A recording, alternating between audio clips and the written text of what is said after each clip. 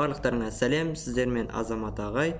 YouTube арнамызда осылай тегін сабақтар шығып отырады. Сондықтан әр видеоға лайк басып, достарыңызға таратып, чаттарға таратуды ұмытпаңыз. Сонымен кеттік. Бірінші есепке көшейік. Так, үшбұрыштың бір қабырғасы 6 см, екінші қабырғасы 9 см, үшіншісі x белгісіз. Сандардың қайсысы x-тің мәні болуы мүмкін дейді. Яғни, бұл есепті шығармас бұрын сіздерге бір лайфхакпен бөлсейін.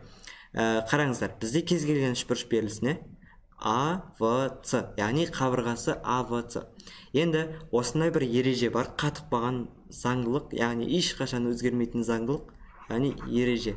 Осыны дәптерлеріңізге түртіп қойыңыздар. Так, ол ереже былай, қараңыздар.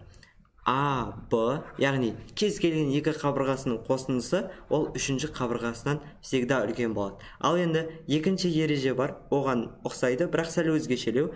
А минус В, яғни кез келген екі қабырғасының азайтындысы ол үшінші қабырғасынан кіші деген бір ереже бар. Бұл жерде тек қана А мен Б емес, сіздер А мен С-ны да қолдансаңыздар болады. Яғни А мен С-ның қосындысы ол Б-дан үлкен болады. Яғни екі қабырғасының қосындысы үшіншісінен үлкен, және де екі қабырғасының азайтындысы үшіншісінен кіші дейтін ереже бар. Енді дәл осыны осы ережеге салып көрейік. Так, бізде екі қабырғасы берілген. Бір қабырғасы 6-ға тең, міне. Екінші қабырғасы 9-ға тең. Енді үшінші қабырғасын табуымыз керек. Ол үшін несеміз? Дәл осы ережеге апарып сала саламыз. Яғни, біз бүйтеміз, 6-ға 9-ды қосамыз, оны үлкен x-тен деп аламыз. Яғни, екеуінің қосындысы, екі қабырғасының қосындысы, үшінші қабырғасынан үлкен, яғни x-тен үлкен.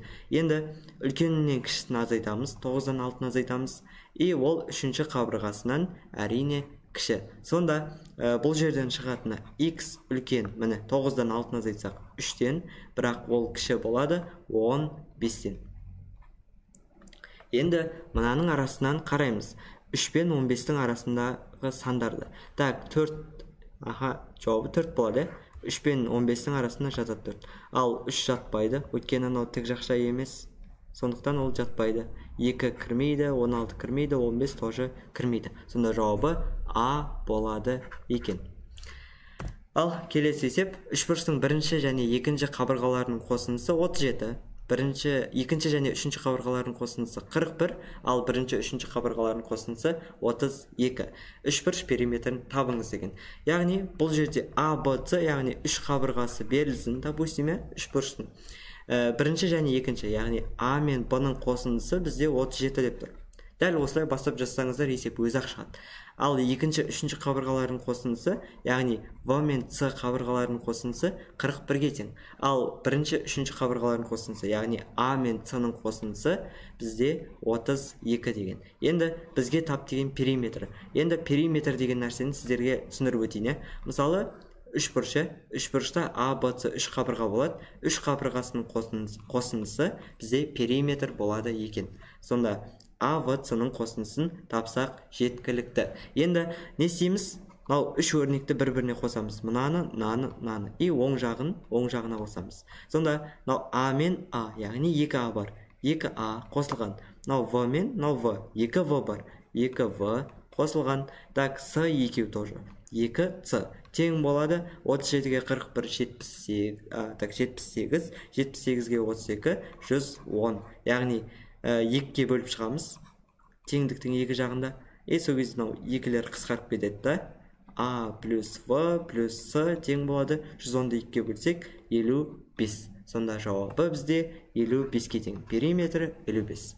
Ал келесі есеп. Сұрақ белгісінің орнындағы санды табыңыз деген. Яғни ROC. Міне, ROS. Яғни осы X-ті табуымыз керек екен. Енді сіздермен бір ережемен бөлсейін. Міне, мынандай бұрышты білесіздер. 5-ші или 6-ші класста өттіңіздер. Так, 180 градусқа тең. Яғни полный 180 градус. Сонда 3x-ке тең, 5x-ке тең, мынау x-ке тең. Сонда үшеуінің қосындысы 180 болады. Яғни 3x қосылған 5x қосылған x. Үшеуінің қосындысы бізде так неше болады? 180 болады екен. Сонда так 8x 9x 9x тең болады 180-ге. x тең болады 20-ға. Сонда бізде жауабы 20 екен. Сонымен есептер барлығы түсінікті болса, давайте лайк басып, подписаться кнопкасына бүйтіп басып кетейік. И түсініксіз жерлер болатын болса, комментарийға жазып кетіңіздер. Осыны достарыңызбен бөлісуді ұмытпаңыз. Жақсы, сау болыңыздар.